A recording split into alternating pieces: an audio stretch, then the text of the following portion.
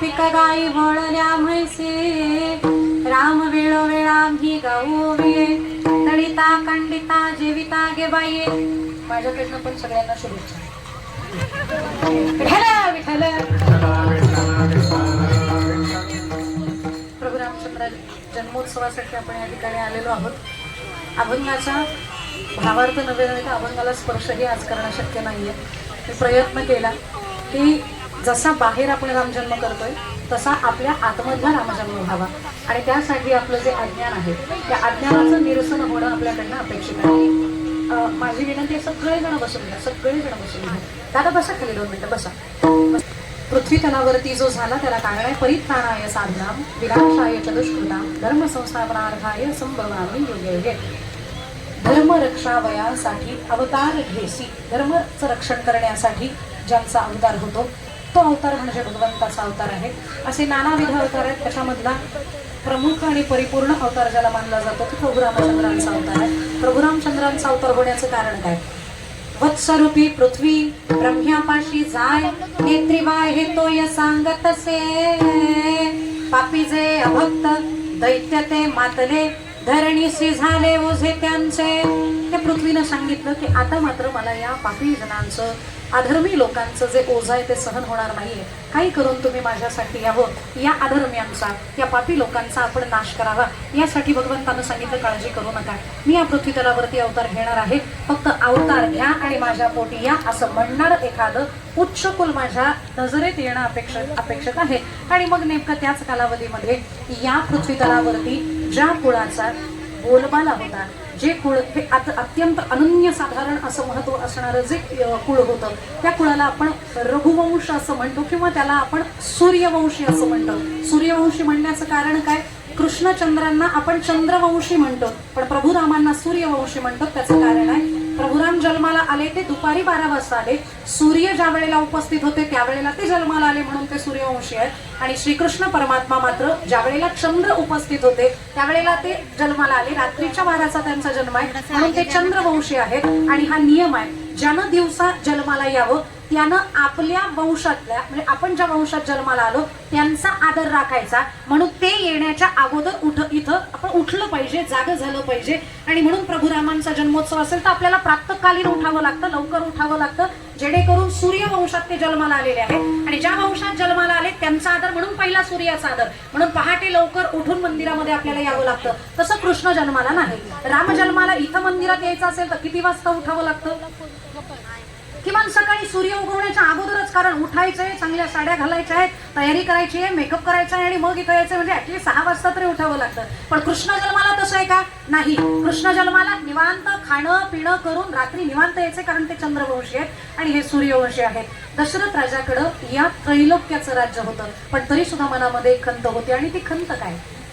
झाडावरती उमललेली, वेलीवरती उमललेल्या त्या कळ्यांच्या त्या फुलांकडे बघितलं तरी राजाचं मन हे लावायचं आणि राजे म्हणायचे, कोगेचाच मन का सुरे पाहुनी वेलीवरची फुले. माझं मन झुरतंय भगवंता, माझ्याकडं काय नाही असं नाही. या त्रैलोक्याचा मी अनभिषिक्त असा सम्राट आहे, पण माझ्याकडे एक गोष्ट नाहीये, ते म्हणजे माझ्या वंशामध्ये पुढे कोणी नाहीये.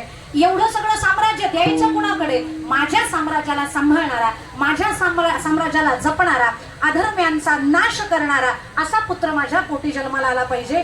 एकच इच्छा आहे, पुत्र देई ऐसा गुंडा ज्याचा तिन्ही लोकी झेंडा. आणि असा पुत्र जन्माला यावा असं वाटत असेल तर भगवद अंश असणारा परमात्माच माझ्या पोटी जन्माला यावा. आणि याच्यासाठी वसिष्ठांना विचारलं मी काय करावं? त्यांनी सांगितलं, चांगलं मूल जन्माला येण्यासाठी सुद्धा प्रयत्न करावे लागतात. ज्यांना सहज मुलं होतात त्यांची मुलं साधारण असतात, पण ज्यांच्यासाठी प्रयत्न करावे लागतात. म्हणून मी खूप माता मौल्यांना म्हणते, लग्न झालं आणि मूल लगेच झालं की ते फार काही नाव कमवेल असं नाही, पण ज्या स्त्रीला उशिरा मूल होतं ना तिनं मात्र काळजी घ्यायची असते त्याची, कारण ते विशेष कार्य करण्यासाठी चालेलं असतं.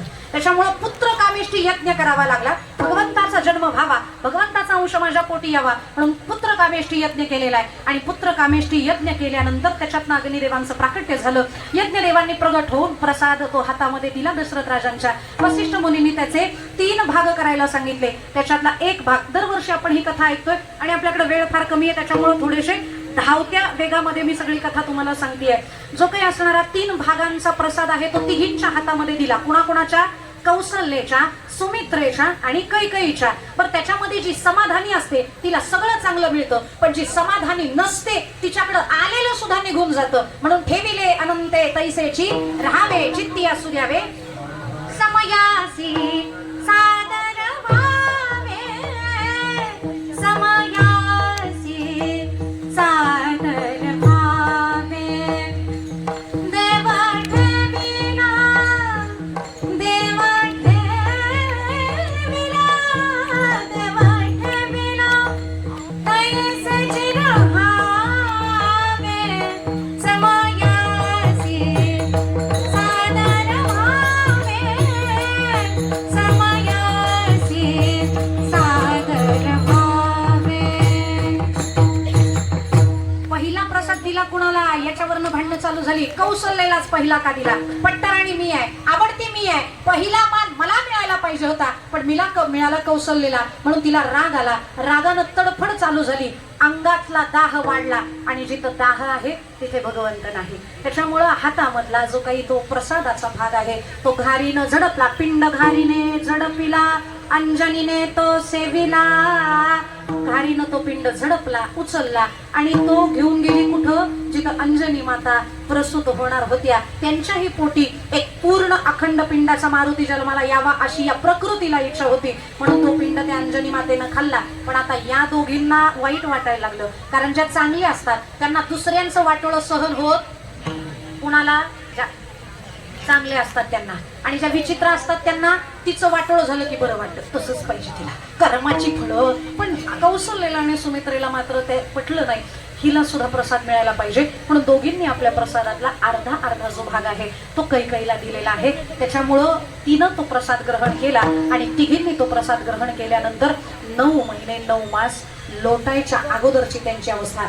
कौसल्यसी नाही भान गर्भी आले नारायण. कौसल्य मातेच्या पुत्राचं जसा जसा तो वृद्धिंगत होत होता, जसा जसा तो गर्भ वाढत होता, तसं तसं तिच्या मनाचे डोहाळे. बाईला डोहाळे लागतात. काही बायांना डोहाळे लागतात कैरी खावी, काहींना डोहाळे लागतात चिंच खावी, काहींना वाटतं तिखट खावं, काहींना वाटतं तुरट खावं, काही जणांना वाटतं खारट खावं, काही जणांना वाटतं माती खावी. म्हणून पुढे पोरं पण माती खातात. पण कौशल्याचे मात्र डोहाळे काय?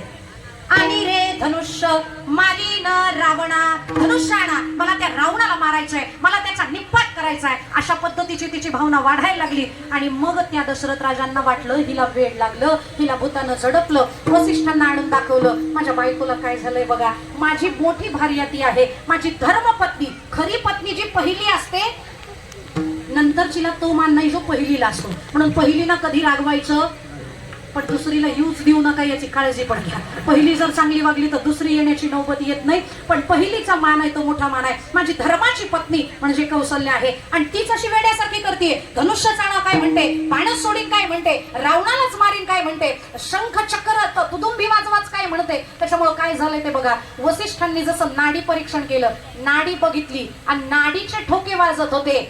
श्रीराम श्रीराम. ज्या वेळेला नाडीचे ठोके बघितले वसिष्ठांना अगदी करंट लागावा असा तो हात लागला. पटकन हात सोडला आणि कौशल्या मातेलाच त्यांनी लोटांगण घातलेला आहे. आणि दशरथ राजाला रडत रडत अभिनंदन करत सांगतात, हे कधी न भूतो न भविष्यती असं तुमच्या राजवाड्यामध्ये घडणार आहे. जो त्रैलोक्याला भेटत नाही तो तुमच्या घरी जन्माला येणार आहे. या जगाचा मायबाप तुमच्या पोटी जन्माला येणार आहे, या कौशल्य मातेच्या पोटी जन्माला येणार आहे. त्याच्यामुळे तुम्ही काळजी करू नका. हे जे चालू आहे ते काही दिवसामध्ये संपेल आणि हे सर्व करणारा या कौशल्य मातेच्या पोटी जन्माला येणार आहे. आणि बरोबर उत्तम असणारा चैत्र मास भगवंत येण्याच्या अगोदर निसर्ग सुद्धा तयारीला लागतो. निसर्ग पण म्हणजे सगळ्या झाडांची पानं गळतात कधी? फाल्गुन महिन्यामध्ये. आणि चैत्र महिना लागला की झाडं सुद्धा सांगतात माझा राम येणार आहे, आमच्यात राम येणार आहे. त्यांच्यात राम येतो म्हणूनच पालवी फुटते. मध्ये या राज्यामध्ये सुद्धा राम येणं गरजेचं आहे. आणि ज्या दिवशी इथं राम आला त्या दिवशी तुम्ही सुद्धा म्हणाल झाले राम राज्य.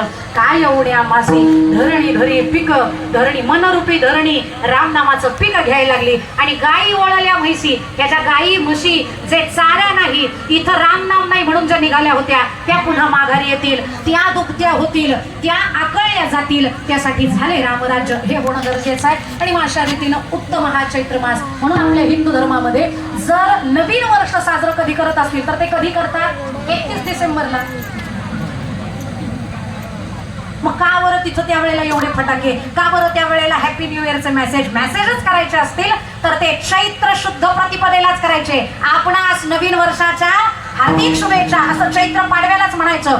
गुढिया तोरणे करीती कथा गाती गाणे असं गुढी पाडव्याला त्या गुढ्या उभारायच्या आहे, भगवंताचं नामस्मरण करायचं आहे. सगळा हा चैत्र महिना उत्तम आहे. या उत्तम चैत्र मासामध्ये नवमीचा दिवस आला आणि त्याचं वर्णन नामदेव महाराजांनी एका अभंगात केलेलं आहे. तो दिवस अत्यंत महत्वाचा, कारण या जगतामध्ये एक पत्नी एक वचनी एक बाणी असे प्रभू राम जन्माला येणार आहे. पण त्याच्या अगोदरची कथा काय, त्याच्या अगोदरची वातावरणाची परिस्थिती काय, आनंदित कोण कोण आहे याचं वर्णन नामदेव महाराजांनी केलेलं आहे. सगळ्यांच्या हातामध्ये फुलं आलेली असतील अशी अपेक्षा आहे.